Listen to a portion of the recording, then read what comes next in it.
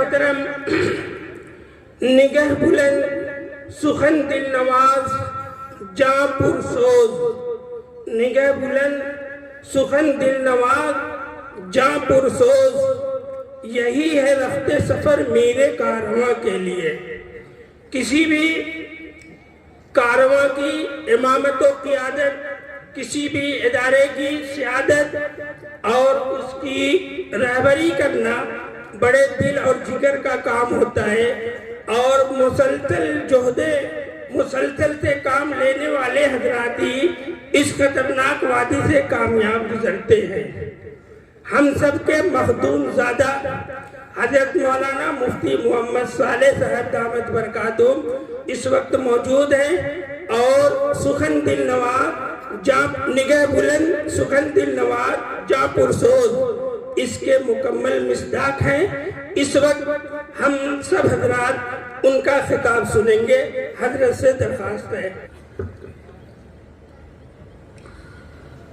الحمدللہ نحمده ونستعینه ونستغفره ونؤمن به ونتوکل علیہ ونعوذ باللہ من شرور نفوسنا ومن سیئات اعمالنا، من يهده الله فلا مضل له ومن يضلله فلا هادي له، وأشهد أن لا إله إلا الله وحده لا شريك له، وأشهد أن سيدنا ونبينا ومولانا محمدا عبده ورسوله صلى الله تعالى عليه وعلى آله وأصحابه وأزواجه وبارك وسلم تسليما كثيرا كثيرا. أما بعد فأعوذ بالله من الشيطان الرجيم. بسم الله الرحمن الرحيم. إن هذا القرآن يهدي للتي هي أقوم ويبشر المؤمنين الذين يعملون الصالحات أن لهم أجرا كبيرا.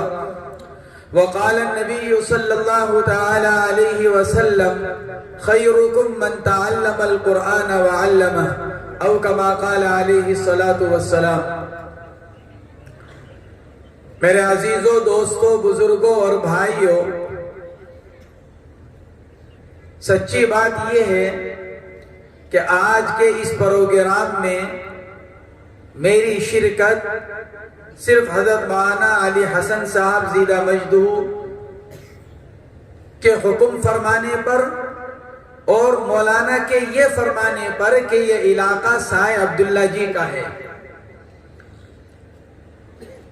سائے عبداللہ جی سے میرا تعلق بہت پرانا رہا۔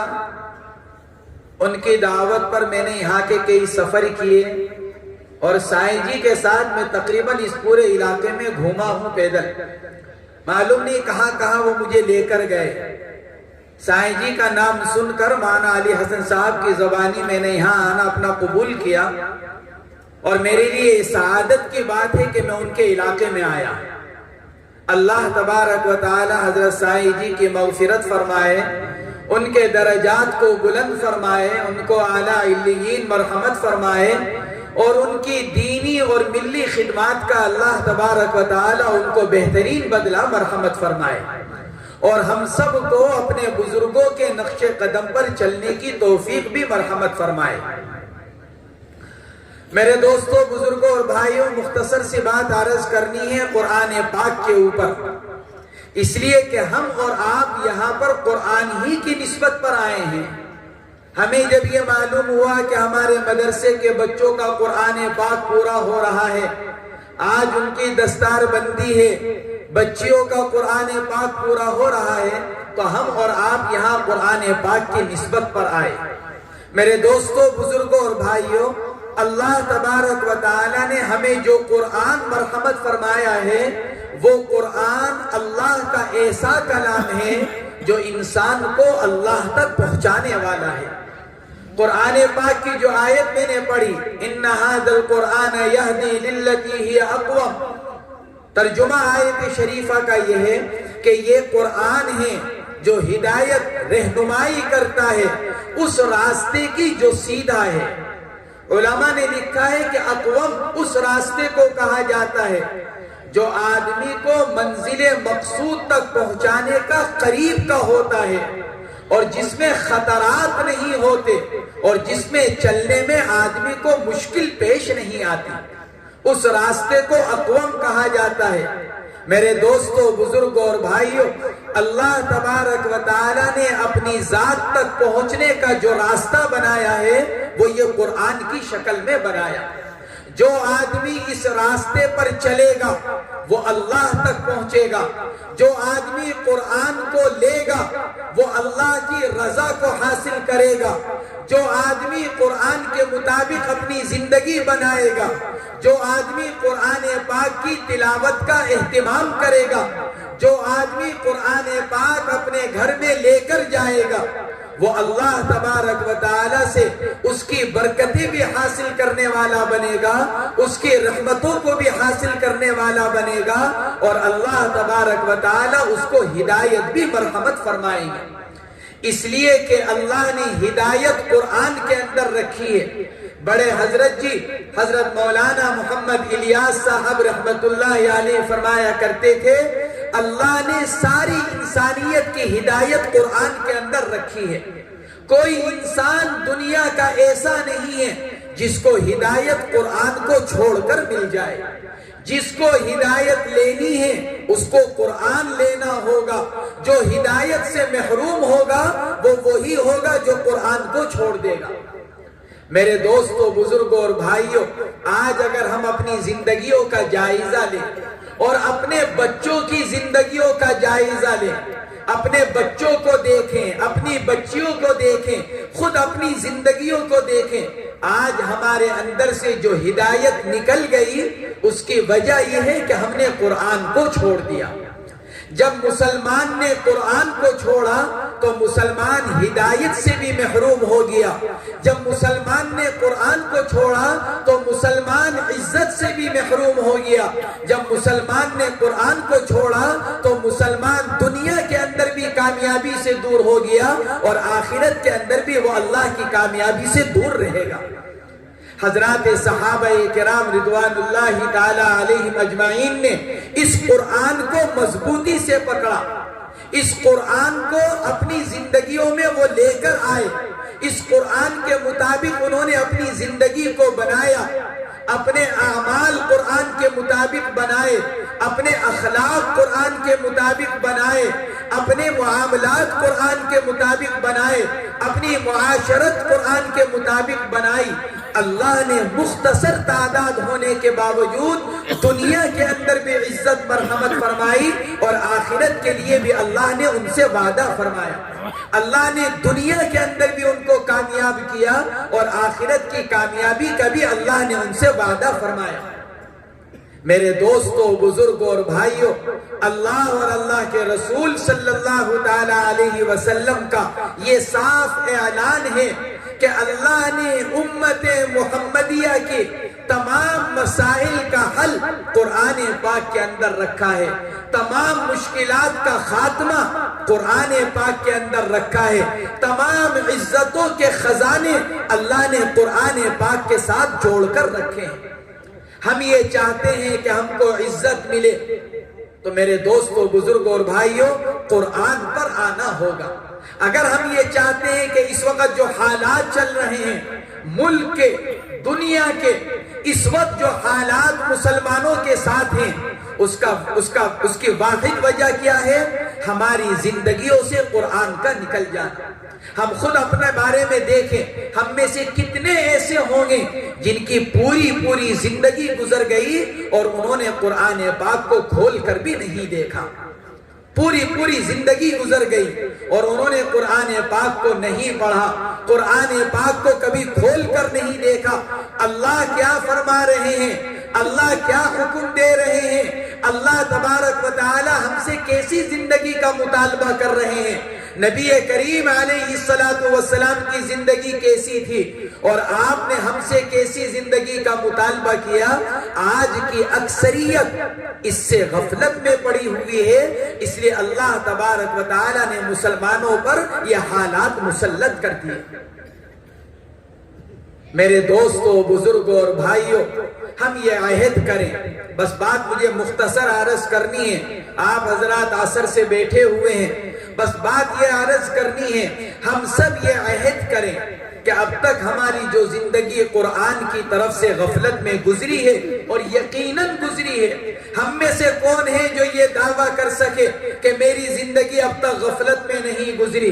ہماری زندگی غفلت میں گزری ہے۔ بس ہم یہ عہد کریں، دارالعلوم قادریہ حضرت شاہ عبد القادر صاحب رائے پوری نور اللہ مرقدہ، جن کی ساری زندگی قرآن پاک کی اشاعت پر گزر گئی، جن کی ساری زندگی قرآن پاک کی خدمت کرتے ہوئے گزر گئی، ہم ان کے نام پر موسوم اس ادارے میں آئے ہیں، تو کم سے کم ہم اس ادارے کے نام کی نسبت سے ہی ہم یہ عہد کریں کہ اب تک ہماری جو زندگی قرآن پاک کی طرف سے غفلت میں گزری ہے اس پر اللہ سے توبہ اور استغفار کریں گے، اور آئندہ کی زندگی قرآن پاک کے ساتھ انشاءاللہ گزاریں گے۔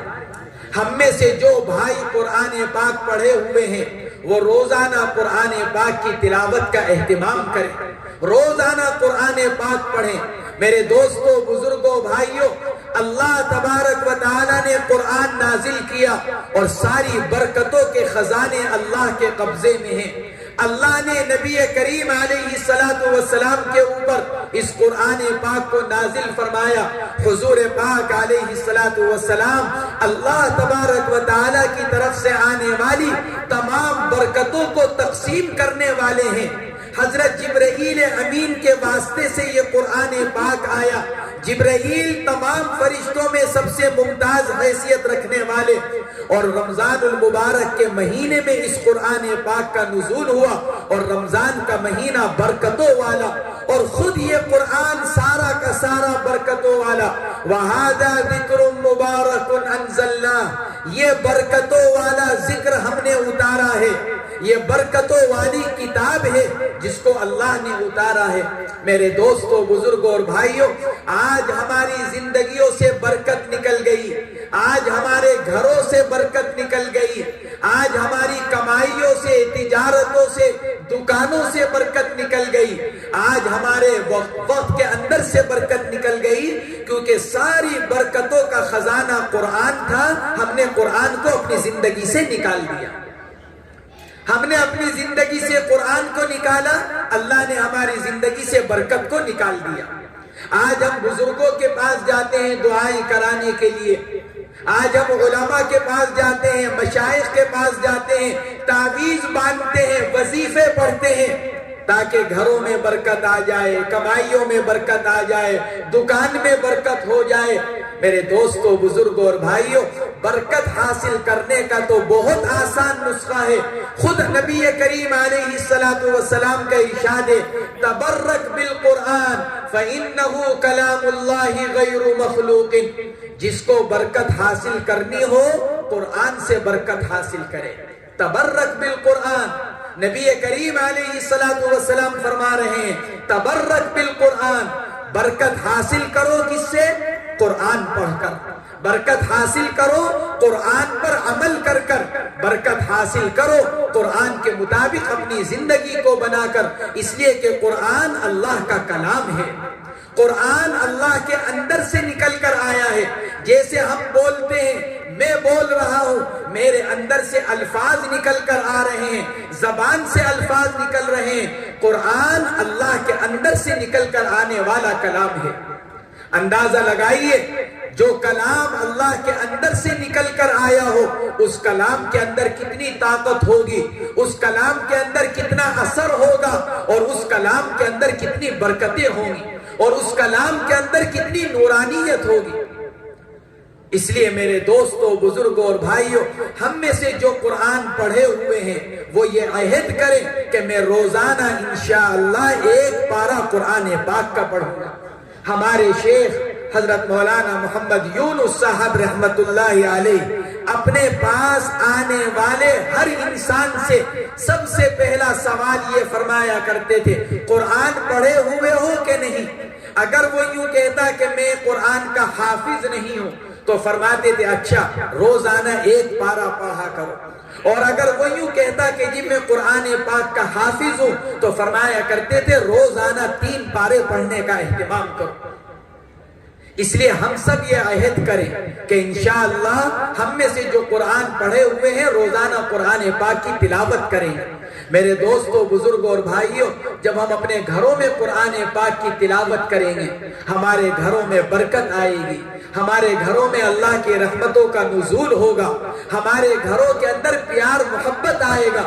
آج ہمارے گھروں میں لڑائیاں ہیں، آج ہمارے گھروں میں نا اتفاقیاں ہیں، آج بھائی بھائی کے درمیان لڑائی ہے، باپ بیٹے کے درمیان میں اختلافات ہیں، میاں بیوی کا مزاج نہیں ملتا.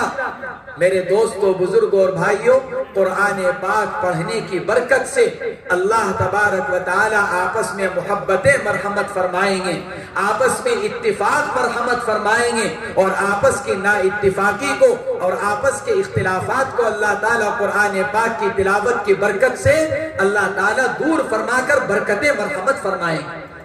اور جن لوگوں نے اب تک قرآن پاک نہیں پڑھا، ہم میں سے بہت بڑی تعداد ہوگی ایسی جنہوں نے ابھی تک قرآن پاک نہیں پڑھا ہوگا. میرے دوستو، بزرگوں اور بھائیوں، شیطان ان کو دھوکے میں ڈالتا ہے، شیطان ان کو مایوس کرتا ہے. کیا کہہ کر کہ اب تم قرآن نہیں پڑھ سکتے، تمہاری عمر 30 سال ہو گئی، تمہاری عمر 40 سال ہو گئی، تمہاری عمر 50 سال ہو گئی، تم 60 سال کو اور 70 سال کو پہنچ چکے ہو، تم قرآن نہیں پڑھ سکتے. یہ شیطان ہم کو دھوکے میں ڈالتا ہے. میرے دوستو، بزرگوں اور بھائیوں، کمال کی بات ہے، سوچنے کی بات ہے. ہمارا 5 سال کا بچہ، ہمارا 6 سال اور 7 سال کا بچہ، ہم خود اس کو مدرسے میں لے جا کر چھوڑتے ہیں. کس یقین کے ساتھ کہ مدرسے میں میرا 7 سال کا بچہ قرآن پاک پڑھ لے گا. ذرا سوچیں، ہمارا 5 سال کا اور 7 سال کا بچہ قرآن پاک پڑھ لے، اور ہم 40 سال کی عمر کے جوان اور 50 سال کے ہم نہ قرآن پاک پڑھ سکیں.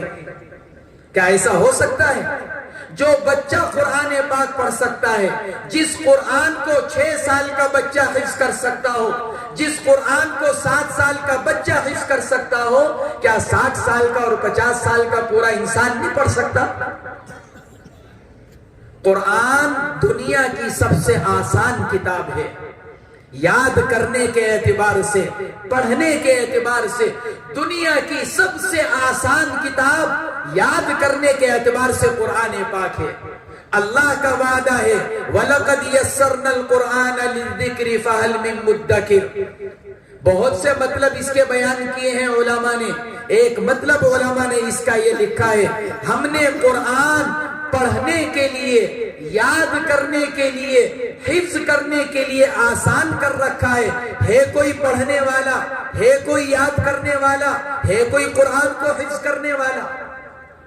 اللہ یہ اعلان کر رہے ہیں ہم نے قرآن کو آسان کر رکھا ہے، کوئی ہے پڑھنے والا؟ اور شیطان ہم سے کہتا ہے کہ قرآن بہت مشکل ہے، تیری عمر 50 سال ہو چکی ہے، 60 سال ہو چکی ہے، تو قرآن نہیں پڑھ سکتا. قرآن کے لیے تو بہت وقت چاہیے، قرآن کے لیے بہت محنت چاہیے. میرے دوستو، بزرگوں اور بھائیوں، یہ شیطان نے ہم کو دھوکے میں ڈالا، ورنہ کتنے ہی ہمارے اکابر جن کے ہم نام لیوا ہیں، کتنے ہی ہمارے اکابر ایسے گزرے ہیں جنہوں نے بڑھاپے میں جا کر قرآن پاک حفظ کیا ہے. شیخ الاسلام حضرت مولانا حسین احمد مدنی نور اللہ مرقدہ کے حالات میں بھی یہی آتا ہے. ہمارے دعوت و تبلیغ کے ایک بزرگ حضرت مولانا محمد عمر صاحب پالنپوری نور اللہ مرقدہ بڑھاپے میں جا کر قرآن پاک حفظ کیا، بڑھاپے میں جا کر قرآن پاک پڑھا.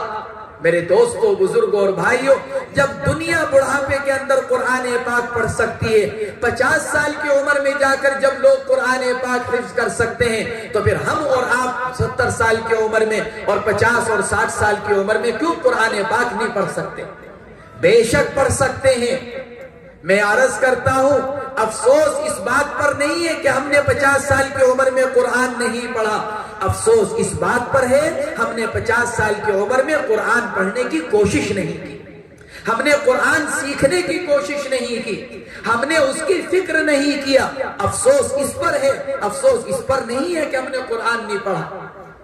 وہ تو ہمارے ماں باپ نے ہم کو بچپن میں مدرسوں میں نہیں بھیجا، اس لیے ہم بچپن میں نہیں پڑھ سکے، لیکن میرے دوستو، بزرگوں اور بھائیوں، جوانی کے بعد اور بڑھاپے میں تو کسی کا ہم پر کوئی زور نہیں ہے، ہم اگر قرآن پر وقت لگانا چاہیں تو وقت لگا سکتے ہیں۔ اسی پر افسوس ہے کہ 30 سال کی عمر، 40 سال کی عمر، 50 سال کی عمر ہم نے قرآن پڑھنے کی کوشش نہیں کی۔ میں بتلایا کرتا ہوں، چندی گڑھ کے ہمارے مفتی انس صاحب ہیں، ہمارے مزاحلوم کے پڑھے ہوئے، انہوں نے چندی گڑھ میں مدرسہ قائم کیا، حفظ قرآن پاک کی تعلیم ہوتی ہے۔ 2 سال پہلے رمضان المبارک سے پہلے انہی ایام میں چندی گڑھ جانا ہوا، ان کے مدرسے کا 17 بچوں کے حفظ قرآن پاک مکمل ہوا، ان کی دستار بندی کا موقع تھا۔ 17 بچوں کے ساتھ 18 70 سال کے ریٹائرڈ سرکاری افسر بھی بیٹھے ہوئے تھے، جنہوں نے 70 سال کی عمر میں جا کر قرآن حفظ کیا۔ 17 بچوں کے ساتھ ان کی بھی دستار بندی ہوئی۔ اللہ تعالیٰ ان کی مغفرت فرمائے، 4 مہینے پہلے ان کا انتقال ہو گیا، لیکن ذرا اندازہ لگاؤ کہ بڑھاپے میں جا کر آخر عمر میں انہوں نے قرآن پاک حفظ کیا، اور قرآن پاک حفظ کرنے کے 1.5 سال کے بعد انتقال ہو گیا، تو اللہ ان کو قرآن کی برکتوں سے کتنا نواز رہا ہوگا، ان کے کتنے درجات بلند ہو رہے ہوں گے، کیونکہ حدیث پاک کے اندر فرمایا گیا، قاری قرآن، حافظ قرآن سے کل قیامت کے دن کہا جائے گا، قرآن کی ایک ایک آیت پڑھتا جا اور جنت کا ایک ایک درجہ اوپر چڑھتا چلا جا۔ ایک آیت پڑھ کر اوپر کا درجہ، اس سے اگلی آیت پر اس سے اوپر کا درجہ، تیسری آیت پر تیسرا درجہ۔ قرآن کی جتنی آیات ہیں ان آیات کے بقدر حافظ قرآن جنت کے درجات پر چڑھتا چلا جائے۔ میرے دوستوں، بزرگوں اور بھائیوں، بات مجھے مختصر عرض کرنی تھی، لمبی ہو گئی، بس عرض یہ کرنا ہے، جنہوں نے قرآن پاک نہیں پڑھا وہ اپنی عمر کو نہ دیکھے۔ اللہ نے اب تو ہمیں محلہ محلہ، بلکہ میں کہا کرتا ہوں گلی گلی، ان مدارس کی برکت سے، ہمارے اکابر اور مشائخ کی محنت کی برکت سے اللہ نے گلی گلی حافظ قرآن دے دیا۔ حضرات علماء کرام، مدارس، مکاتب، ائمہ، مؤذنین، ہم کسی سے جا کر 15 منٹ 20 منٹ قرآن پاک کے لیے لے لیں اور قرآن پاک پڑھنے کا اہتمام کریں۔ اور دوسری بات، آخری بات یہ عرض کرنی ہے، میرے دوستوں، بزرگوں اور بھائیوں، اب سے 150 سال پہلے ہمارے اکابر نے ہمارے اور آپ کے ایمان کی فکر کی تھی۔ 150 سال پہلے 1866 میں دارالعلوم دیوبند قائم ہوا، 1866 میں مدرسہ مظاہر علوم سہارنپور قائم ہوا۔ اب سے 150 سال سے بھی زیادہ کا عرصہ گزر چکا ہے۔ ان اکابر نے میرے اور آپ کے بارے میں سوچا کہ بعد میں آنے والے 100 سال بعد آنے والے کیسے ایمان پر قائم رہیں گے، کیسے دین پر قائم رہیں گے، اس کے لیے انہوں نے یہ مدارس قائم کیے۔ ان کی فکر کی برکت ہے، ان کی محنتوں کی برکت ہے، آج ہم اور آپ یہاں داڑھی ٹوپی کے ساتھ ختم قرآن پاک کی نسبت پر جمع ہیں۔ میرے دوستوں، بزرگوں اور بھائیوں، ہمیں اپنے بچوں کے بارے میں سوچنا ہے، ہمیں اپنی آنے والی نسلوں کے بارے میں سوچنا ہے۔ جو حالات اب سے 150 سال پہلے تھے، کم و بیش وہی حالات آج بھی ہیں ملک کے اندر، ہماری نسلوں کے اعتبار سے، بچوں کے اعتبار سے۔